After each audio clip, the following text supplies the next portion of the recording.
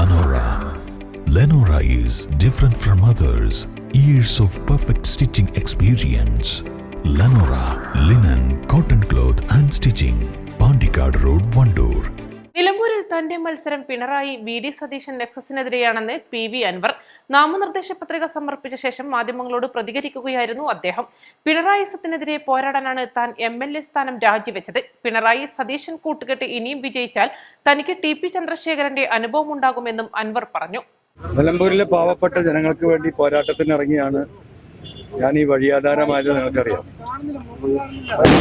നമ്മളെ സംരക്ഷിക്കാൻ ഉത്തരവാദിത്തമുണ്ടായിരുന്ന ഈ പിണറായിസത്തിനെതിരെ, കുടുംബാധിപത്യത്തിനെതിരെ ഈ നാട്ടിൽ അജിത് കുമാറും സംഘവും നടത്തിക്കൊണ്ടിരിക്കുന്ന ഏകപക്ഷീയമായ അഴിമതിയും കൊള്ളയും ജനങ്ങളെ വേട്ടയാടലും ഫൈനടപ്പിക്കലും തുടങ്ങി നിരവധിയായ വിഷയങ്ങൾ, മലയോര മേഖലയിലെ കർഷകരുടെ വിഷയങ്ങൾ, പാവപ്പെട്ട മനുഷ്യര് ഇങ്ങനെ ആനയും കാട്ടിയും ഈ കടുവയും കടിച്ച് ചവിട്ടിക്കൊല്ലുമ്പോൾ 10 ലക്ഷത്തിന്റെ ചെക്ക് എഴുതി വെച്ചിരിക്കുന്ന മന്ത്രിയുള്ള നാടാണ് നമ്മൾ.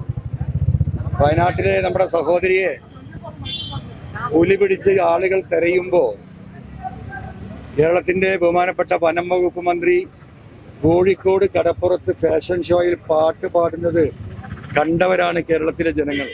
പിണറായി സത്തിനെതിരെ പോരാടാനാണ് താൻ എം.എൽ.എ. സ്ഥാനം രാജിവെച്ചത്. എന്നാൽ മറ്റുള്ളവർ മത്സരിക്കുന്നത് എം.എൽ.എ. ആവാനാണ്.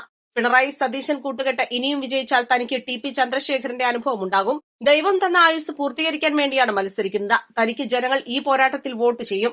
അത് 23-ന് വോട്ടെണ്ണുമ്പോൾ മനസ്സിലാകും. തനിക്കൊപ്പം നോമിനേഷൻ നൽകാൻ വന്നത് സാധാരണക്കാരാണ്. അവരാണ് എന്റെ ശക്തി. CPM-ന് ഇപ്പോൾ വിയർപ്പിന്റെ മണമില്ല, അദാനിയുടെ സുഗന്ധത്തിന്റെ മണമാണ്. പി.വി. അൻവറിനെ കറിവേപ്പില പോലെ UDF എടുത്തുകളഞ്ഞുവെന്ന് ദിവസങ്ങൾക്ക് മുൻപ് മുഖ്യമന്ത്രി പിണറായി വിജയൻ പറഞ്ഞത് എന്തുകൊണ്ടാണ്? UDF കൺവീനർ പറഞ്ഞത് ഇന്നലെയാണ്. ഇതുതന്നെയാണ് ഈ രാഷ്ട്രീയ നെക്സസ് എന്ന് താൻ പറഞ്ഞു.